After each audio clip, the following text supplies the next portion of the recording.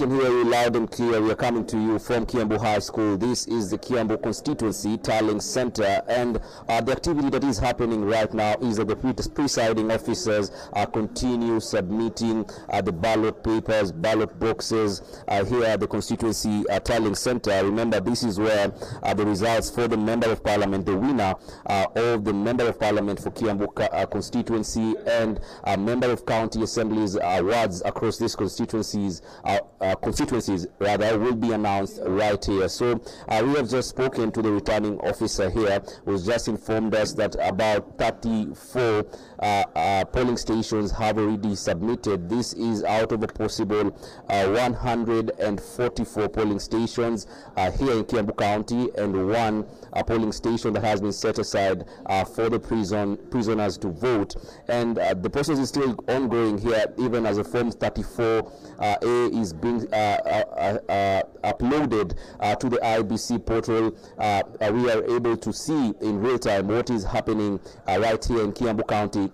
It looks like a two-horse race here in Kiambu County. We are still keeping tabs on that to see the results, but the Jubilee party candidate and the UDA party candidate here are going neck to neck as far as the results that we have received up to now show us. But really, in Kiambu County, Dennis, we've also seen Moses Kuria, who was the gubernatorial candidate with the Chama cha Kazi party, actually taking to his social media account and sort of conceding defeat even before the results are officially announced for the gubernatorial race.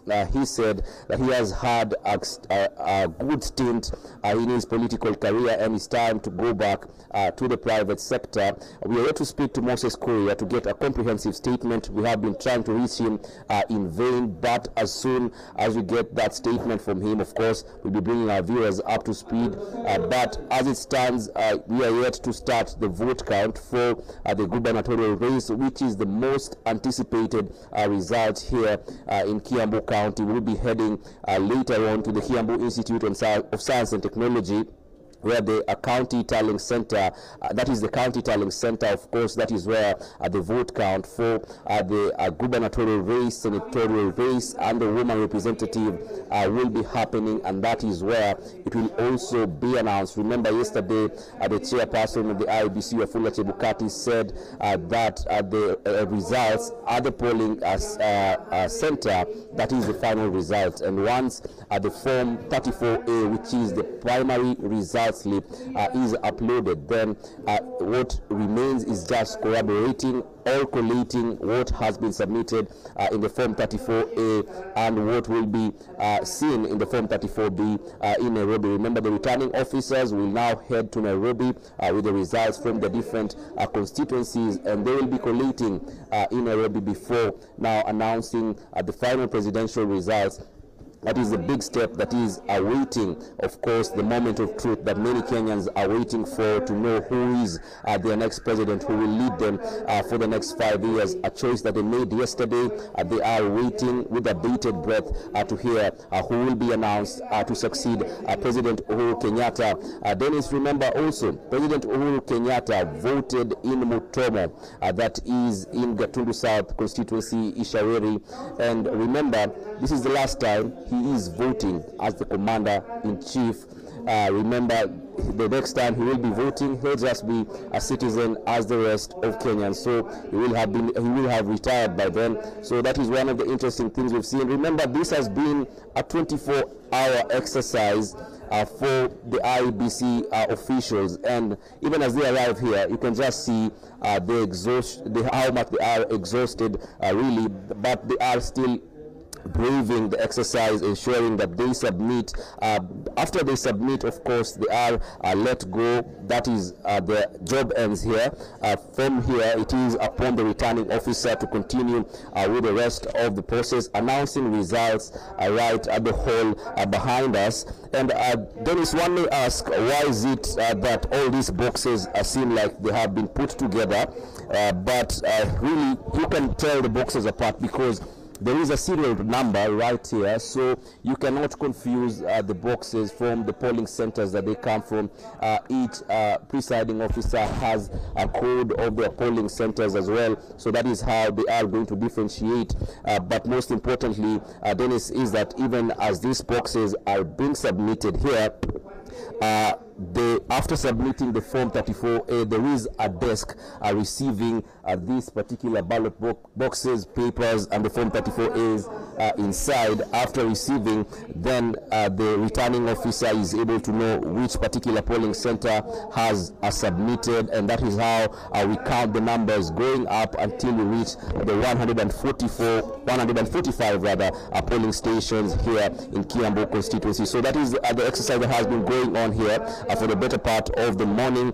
We are also keeping tabs on what is happening around us. Kiambu County has 12 constituencies. We'll be heading to Kiambaa constituency. Remember, that is one of the constituencies that had a by-election in July 2021, and of course Wanjiko, who is the MP there, won on a UDA party ticket.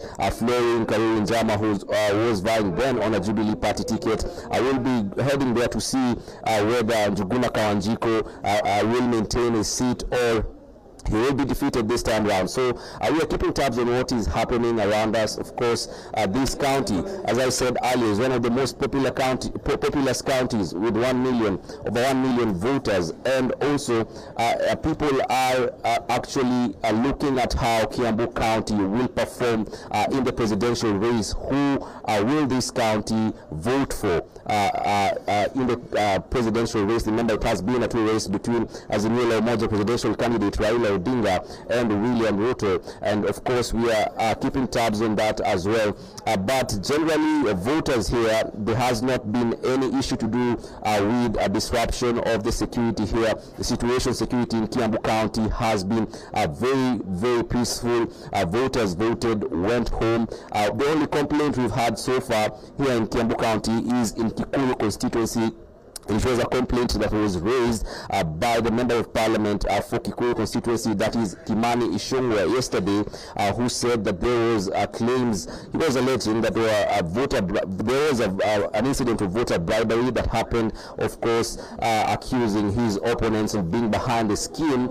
But he reported the incident at Kikuyu police station, and we spoke to the OCS there, and he just updated us, and he said that investigations are ongoing to ensure that they get to the bottom of the matter. That is the only major issue that we have gotten from Kiambu County. Apart from that, we also saw in Wangige polling station, that is in Kabete constituency. Yesterday we saw voters complaining of the voting exercise starting a bit late. That was a concern from the voters, saying that they feel that they have been given the short end of the stick by the IEBC, questioning the preparedness of the IEBC before the voting started. But as at now, as the voting count continues, we have not had any complaint so far on our side. Of course, from here we'll be heading to different constituencies across Kiambu County just to do a spot check of how the tallying process is continuing, whether there are any challenges, and of course bring our viewers up to speed with what is happening here in Kiambu.